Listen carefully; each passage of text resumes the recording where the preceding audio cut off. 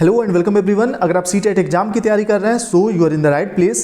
सबसे पहले आप सभी को दिल से धन्यवाद, क्योंकि कल जो पहला मैराथन का वीडियो अपलोड किया गया था उसको आप लोगों ने बहुत ही ज़्यादा पसंद किया है। उस वीडियो पे आप लोगों ने बहुत ही बेहतरीन कमेंट किए हैं, बहुत ही तारीफ की है उस वीडियो की। और सच में वह वीडियो देखने के बाद हिंदी भाषा के लिए आपको अलग से एक तिनका भी नहीं पढ़ना होगा। सिर्फ 1 घंटे के कल के उस मैराथन में मैंने पूरा हिंदी कंप्लीट करा दिया है। और जो आपको दूसरा मैराथन मिलने वाला है कल सुबह 8 बजे तक मिल जाएगा। कल सुबह 8 बजे उस वीडियो को जरूर देखिएगा। दूसरा वीडियो जो होगा ईवीएस का होगा, ठीक।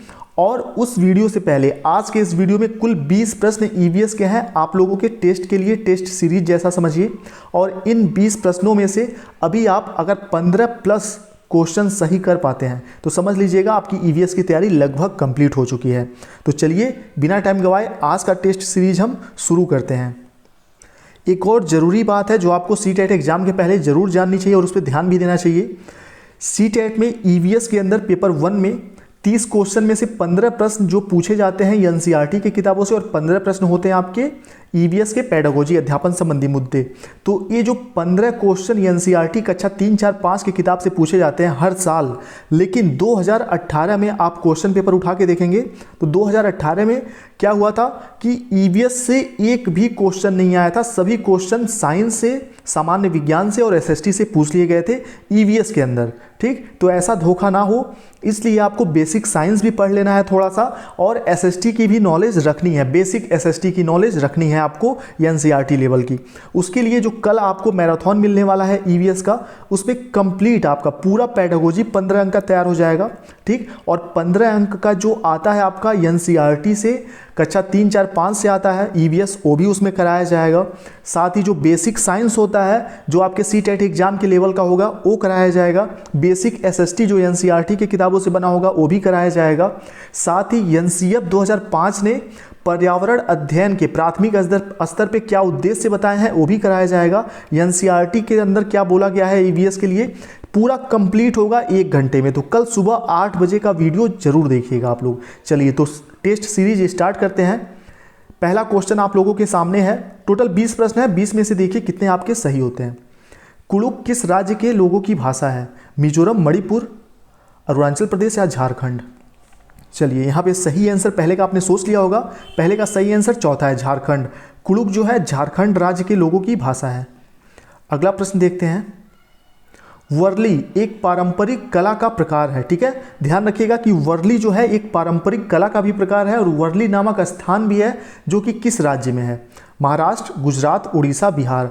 आपने बॉलीवुड मूवीज़ देखा होगा, उसमें वर्ली का बहुत ही ज़्यादा जिक्र होता है, ठीक है। महाराष्ट्र में है, ठीक। वर्ली कहाँ पे है? एक कला भी है, एक पारंपरिक कला भी है और एक स्थान भी है जो कि महाराष्ट्र में है। चलिए दूसरा क्वेश्चन हो गया। तीसरे क्वेश्चन की तरफ बढ़ते हैं। और सीटेट के लिए सभी क्वेश्चन बहुत ही सिलेक्टेड और इंपॉर्टेंट हैं सीटेट के पैटर्न के हिसाब से। पशुओं के शरीर की त्वचा पर विभिन्न पैटर्न जो होते हैं, जैसे आपने जेब्रा के शरीर पे अलग पैटर्न देखा होगा, जिराफ के शरीर पे अलग पैटर्न होता है, शेर के शरीर पे अलग डिजाइन होता है, पैटर्न होता है। वह किसके वजह से होता है? उनकी त्वचा के बालों के कारण, ठीक, या फिर उनकी शारीरिक शक्ति को इंगित करता है, या परावर्तित प्रकाश के कारण, या जलवायु के कारण होता है? तो एनसीईआरटी के हिसाब से यहाँ पे एनसीईआरटी किताबों में जो दिया हुआ है उसके हिसाब से सही आंसर होगा ए, उनकी त्वचा पर बालों के कारण। लेकिन यहाँ पे जो डी वाला ऑप्शन है, उस जलवायु के कारण जहाँ वो रहते हैं, यह भी बहुत हद तक आंसर सही है। लेकिन आपको सही क्या करना है? ए ऑप्शन ही सही करना है, क्योंकि एनसीईआरटी में यही दिया हुआ है। बाकी जिस जलवायु में जानवर रहते हैं उस जलवायु के हिसाब से उनका शरीर का उनका डिजाइन होता है, पैटर्न होता है, ताकि वहाँ वो घुल मिल के रह सके, ठीक। लेकिन पहला ऑप्शन ही सही होगा, आपको पहला ही टिक करना है। चलिए तीसरे का ए हो गया। अगला देखते हैं। अगला क्वेश्चन है घटपर्णी पौधा, यानी कि इसको निपेंथिस भी कहते हैं इंग्लिश में।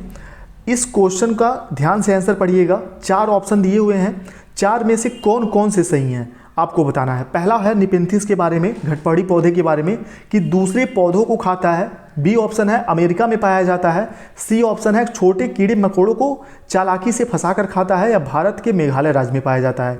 तो यहाँ पे घटपर्णी पौधे के बारे में सही ऑप्शन सिर्फ ए है, ए बी सी है, सी डी है या सी है। तो सही ऑप्शन है यहाँ पे सी और डी, या छोटे कीड़े मकोड़ों को खाता है और भारत के मेघालय राज्य में पाया जाता है। तीसरा सही होगा सी और डी, ठीक। दूसरे पौधों को नहीं खाता, अमेरिका में नहीं पाया जाता। चलिए अगला क्वेश्चन देखते हैं। 4 क्वेश्चन हो गए, 4 में से आप लोगों ने सभी का आंसर सोचा होगा। कमेंट बॉक्स में जरूर बताइएगा कितने प्रश्न आपके सही हुए हैं ईवीएस में। अगला देखिए, निम्नलिखित में से कौन सा पक्षी कैक्टस के कांटों के बीच अपना घोंसला बनाता है? कौवा, कलचिड़ी, शकरखोरा या फिर फाख्ता? तो यहाँ पे कैक्टस के कांटों के बीच अपना घोंसला फाख्ता पक्षी बनाता है, ध्यान रखिएगा।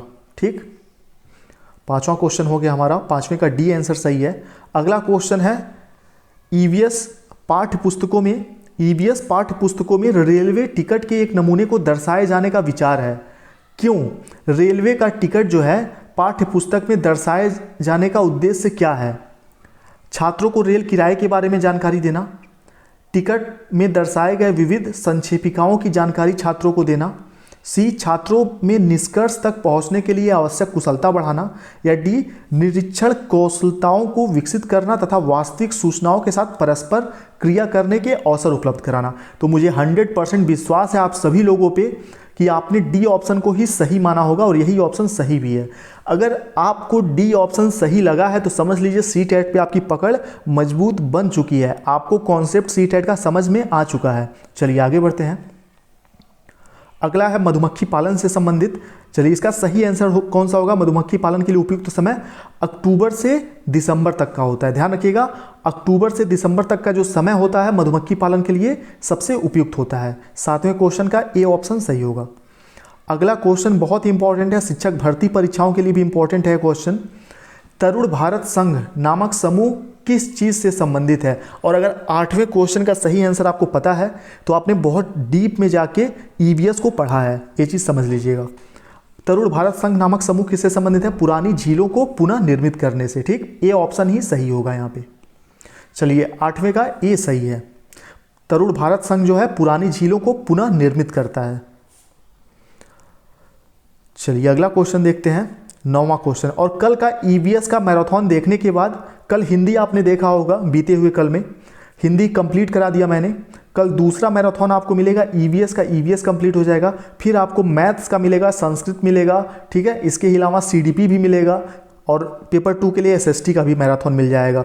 एक दिन में 2 अपलोड होगा। कल 26 तारीख है, ठीक। 27 तारीख को आपको 2 मैराथन एक साथ मिलेगा, ईवीएस भी मैथ्स भी मिल जाएगा और सेकेंड पेपर के लिए एसएसटी भी मिलेगा। तो देखिएगा जरूर, डेली सुबह 8 बजे मैराथन आपको अपने इस चैनल पे जरूर मिलेगा। अगला, मधुबनी चित्र को बनाने के लिए चित्रकारों द्वारा उपयोग किए जाने वाले रंग होते हैं। इस क्वेश्चन को आपने पढ़ लिया होगा, सही आंसर भी आपने सोच लिया होगा। पिसे हुए चावल के रंगीन घोल से बनाए जाते हैं। मधुबनी जो चित्र होते हैं, चित्रकारों द्वारा उपयोग किए जाने वाला रंग पिसे हुए चावल के रंगीन घोल से तैयार किया जाता है। सी ऑप्शन सही होगा। अगला देखते हैं, 10वां क्वेश्चन। मलेरिया मच्छर से फैलता है, इस अनुसंधान के लिए दिसंबर 1902 में, ठीक, दिसंबर 1902 में चिकित्सा के क्षेत्र में नोबेल पुरस्कार किसको दिया गया? तो रोनाल्ड रॉस को दिया गया, ठीक। बी ऑप्शन यहाँ पे सही है। ध्यान रखिएगा, क्वेश्चन में ये भी पूछ सकता है कि रोनाल्ड रॉस को चिकित्सा के क्षेत्र में नोबेल पुरस्कार किस सन में दिया गया? तो 1902 में दिया गया था, ठीक है। चलिए आगे बढ़ते हैं। इन्होंने एक खोज किया था कि जो मलेरिया रोग होता है मच्छर के काटने से फैलता है। 10वें का बी। 11वां क्वेश्चन देखते हैं, एनसीएफ से रिलेटेड है। एनसीएफ बहुत ही इंपॉर्टेंट है सीटेट एग्जाम के लिए, और सीटेट में बहुत से ऐसे क्वेश्चन आते हैं जो एनसीएफ की जानकारी रखने वाले आसानी से दे सकते हैं उन क्वेश्चन का आंसर। राष्ट्रीय पाठचर्या की रूपरेखा 2005 के अनुसार प्राथमिक स्तर पर पर्यावरण अध्ययन शिक्षण का प्रमुख उद्देश्य क्या होना चाहिए? ठीक है, विद्यालय की आधारभूत संकल्पनाओं की आधारभूत समझ विकसित करना। बी ऑप्शन है विकास विषय के आधारभूत कौशल को स्मरण करना। आप सभी को पता है स्मरण करना नकारात्मक होता है। सी ऑप्शन है कक्षा कक्षीय अधिगम को विद्यालय के बाहर के जीवन से जोड़ना। या डी स्वतंत्र रूप से प्रयोग करने की कुशलता अर्जित करना। अगर इस क्वेश्चन का आंसर बिना कंफ्यूज हुए आपने सोच लिया है सही आंसर, इसका सही आंसर है सी, कक्षा कक्षीय अधिगम को विद्यालय के बाहर के जीवन से जोड़ना।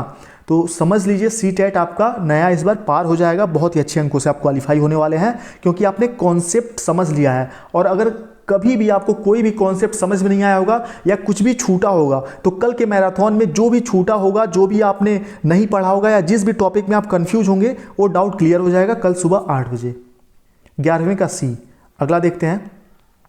अगला क्वेश्चन है, रात में जागने वाले जानवर हर चीज़ को किस तरह से देख पाते हैं। यह मैंने पूरा डिटेल में कराया हुआ है, यह आपके लिए होमवर्क है। यह क्वेश्चन, इसका सही आंसर आप सभी लोगों को बताना है। क्वेश्चन नंबर 12 का कौन सा आंसर सही है कमेंट बॉक्स में जरूर बताइएगा। साथ ही ये भी बताइएगा 20 में से कितने प्रश्न आपके सही हुए। अगला प्रश्न आपके सामने है, हाथियों के झुंड के बारे में गलत कथन को आपको चुनना है कि चारों में से गलत कौन सा है। एक हाथी दिन में 100 किलोग्राम से ज़्यादा पत्ते झाड़ियाँ खा लेती है। बी, हाथी दिन में केवल 4 घंटे सोती है। हाथियों के झुंड में सिर्फ 4 से 5 हथिनियाँ होती हैं। या डी, 10 से 15 वर्ष तक हाथी झुंड में रहते हैं फिर अलग हो जाते हैं। तो सब में गलत कौन सा है, चारों कथन में गलत कौन सा है। ऑप्शन है सिर्फ ए गलत है, सिर्फ बी सी गलत है, या सिर्फ सी गलत है, या ए बी और डी गलत है। कौन सा गलत है? तो देखिए, एक वयस्क हाथी एक दिन में 100 किलोग्राम से ज़्यादा पत्ते झाड़ियाँ खा लेती है, बिल्कुल सही है। दिन में 4 घंटे ही सोती है। सीटेट एग्जाम नज़दीक है तो आपको भी 4 घंटे ही सोना चाहिए। वैसे आजकल 4 से 6 घंटे से ज़्यादा मत सोइए, आजकल दबा के तैयारी करिए। तैयारी करने का मतलब है कॉन्सेप्ट समझिए, प्रीवियस ईयर सॉल्व करिए कॉन्फिडेंस के साथ। अगला ऑप्शन है, हाथियों के झुंड में सिर्फ 4 से 5 हाथी होते हैं, बिल्कुल गलत। 4 से 5 हाथी नहीं होते, 10 से 12 हाथी होते हैं। डी, 10 से 15 वर्ष तक हाथी झुंड में रहते हैं, ये भी सही है। यानी कि ए बी और डी सही है। तो यानी कि गलत कौन सा है? सी, सिर्फ सी, तीसरा सही होगा। चलिए अगला क्वेश्चन ब्रेल लिपि के बारे में है। ब्रेल लिपि आप सभी को पता होगा। ब्रेल लिपि क्या होता है? ब्रेल लिपि दृष्टिबाधित बच्चों के लिए होता है, जो बच्चे देख नहीं पाते उनके लिए होता है, पढ़ने के लिए। ब्रेल लिपि मोटे कागज पर उभरे हुए बिंदु बने होते हैं। यह लिपि आधारित होती है 4 बिंदु पर, अनगिनत बिंदु पर, 6 बिंदु पर या 8 बिंदुओं पर। इसका सही आंसर जो है सी, ठीक है, 6 बिंदुओं पर आधारित होता है, आप सभी को पता होना चाहिए। ब्रेल लिपि 6 बिंदुओं पर आधारित होता है। और इसका आविष्कार किसने किया था, यह आप लोगों के लिए क्वेश्चन है, ठीक है। जो मैंने एनसीईआरटी कक्षा 3, कक्षा 4, कक्षा 5 का वीडियो बनाया है, लगभग 3 बार वीडियो अपलोड किया जा चुका है। 21 लाख से ज़्यादा लोगों ने इस वीडियो को देखा है। इस सभी क्वेश्चन जो भी आपको दिख रहे हैं ब्रेल लिपि के बारे में, कितने बिंदु पर आधारित होता है, इसका आविष्कार किसने किया था, किस सन में किया था, ठीक है, सब डिटेल आपको उस वीडियो में मिल जाएगा। नीचे डिस्क्रिप्शन में उसका लिंक है, चाहे तो देख सकते हैं, फिर कल मैराथन में वो सारी चीज़ें आप देखेंगे ही। चलिए 14 का सी सही है। 15वां क्वेश्चन देखते हैं। निम्नलिखित में से कौन सा जोड़ा सही है? निम्नलिखित में से कौन सा जोड़ा सही है? उड़ीसा में भरतनाट्यम, तमिलनाडु लावड़ी, कर्नाटक कथक या असम बिहू। तो यहाँ पे सही आंसर कौन सा होगा, कौन सा जोड़ा सही है? असम का बिहू। असम में बिहू नृत्य होता है, ठीक। चलिए नृत्य से भी संबंधित एक क्वेश्चन आता है, ध्यान रखिएगा। और कल का जो मैराथन में आपको बता रहा हूँ उसमें आप नक्शा भी पढ़ेंगे, मैप रीडिंग, ठीक। नक्शा से रिलेटेड जो भी क्वेश्चन आते हैं, उसके बाद हर राज्य के नृत्य उसमें होंगे। बहुत सारी ऐसी चीज़ें होंगी जो हो सकता है आपसे छूट गई हों, सब उस 1 घंटे के मैराथन में कवर हो जाएगा। 15वें का डी हो गया। 16वां क्वेश्चन, कुछ जानवर रात में जागते हैं। यह जानवर हर चीज़ को जिन रंगों में देखते हैं वह है काला और सफ़ेद, ठीक है। जो रात में जगते हैं जानवर, वह चीज़ों को ब्लैक एंड वाइट में देखते हैं। अगला क्वेश्चन देखिए आप। प्राथमिक स्तर की अच्छी ईवीएस पाठचर्या में होना चाहिए। प्राथमिक स्तर की अच्छी ईवीएस पाठचर्या में क्या होना चाहिए? पाठ के अंत में अधिक अभ्यास प्रश्न, अपने आसपास को खोजने के अवसर प्रदान करना, संकल्पनाओं की विस्तृत व्याख्या, अधिक एकाग्रता, पदों की यथार्थ परिभाषा पर अधिक बल देना। तो अच्छी पाठचर्या में क्या होना चाहिए? खोजने के अवसर, ठीक, क्योंकि अधिक अभ्यास प्रश्न नकारात्मक है, परिभाषा पर अधिक बल देना नकारात्मक है, व्याख्या बड़ी कक्षाओं के लिए सही होता है। तो बचा कौन सा? अपने आसपास के खोजने के अवसर प्रदान करना। यही प्राथमिक स्तर की ईवीएस पाठचर्या में होना चाहिए। अगला क्वेश्चन देखिए 18। मृत सागर क्या है? मृत सागर क्या है? एक ऐसा सागर जिसका पानी बहुत ही ज़्यादा खारा होता है, ठीक।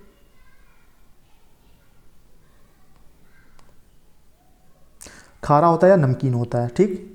इसके 1 लीटर पानी में लगभग 300 ग्राम नमक प्राप्त होता है, ध्यान रखिएगा, ये भी क्वेश्चन पूछा जा सकता है। मृत सागर का पानी कैसा होता है? बहुत ज़्यादा नमकीन होता है, बहुत ज़्यादा खारा होता है। बी ऑप्शन सही है इसका। अगला देखते हैं। प्राथमिक स्तर पर पर्यावरण अध्ययन करने के लिए निम्नलिखित में से कौन सा पहलू सबसे महत्वपूर्ण होना चाहिए? क्रियाकलाप संचालित करना, कौशलों का विकास करना। बी ऑप्शन है आकलन में सफलता प्राप्त करना, सी है विज्ञान की आधारभूत अवधारणा को समझना, या डी है सीखने वालों को प्राकृतिक और सामाजिक सांस्कृतिक पर्यावरण से जोड़ना। चलिए बताइए इसका सही आंसर कौन सा है क्वेश्चन नंबर 19 का। इसका डी ऑप्शन सही होगा, ध्यान रखिएगा। अगर यही प्रश्न उच्च प्राथमिक कक्षाओं के लिए होता तो ए ऑप्शन सही होता है यहाँ पे, लेकिन प्राथमिक स्तर की बात की जा रही है। तो प्राथमिक स्तर पे कल जब आप पढ़ेंगे पूरा एनसीईआरटी में एनसीईआरटी ने क्या कहा है इसके उद्देश्य के बारे में ईवीएस के, तो ये सारे क्वेश्चन फटाक से आप समझ जाएंगे, कर पाएंगे। अगला देखिए, पर्यावरण अध्ययन शिक्षण के संबंध में राष्ट्रीय पाठ्यचर्या की रूपरेखा निम्नलिखित में से किसे प्रस्तावित नहीं करती है? बच्चों के अनुभव, हस्तपरक क्रियाकलाप, तकनीकी शब्दावली या विषय अनुसार उपागम। तो यहाँ पे किसे प्रस्तावित नहीं करती है पर्यावरण अध्ययन शिक्षण संबंधी राष्ट्रीय पाठ्यचर्या की रूपरेखा? एनसीईआरटी 2005 किसको प्रस्तावित नहीं करती है? तकनीकी शब्दावली से परिचित कराने को। चलिए 20 क्वेश्चन आपके कंप्लीट हो गए। 20 में से कितने आपके सही हुए बताइएगा। अगर आप पीडीएफ नोट्स लेना चाहते हैं कम समय में तैयारी के लिए तो 7905352723 पे आप व्हाट्सएप पे मैसेज कर सकते हैं। नंबर एक बार फिर से बोल देता हूँ, 7905352723। यही व्हाट्सएप का नंबर है। 100 रुपीज़ सिर्फ फीस पे करना होगा आपको। सभी सेलेक्टेड पीडीएफ नोट्स आपको प्रोवाइड कर दिए जाएंगे सीटेट के लिए। चलिए मिलते हैं आप सभी लोगों से कल सुबह 8 बजे मैराथन क्लास में। Thank you.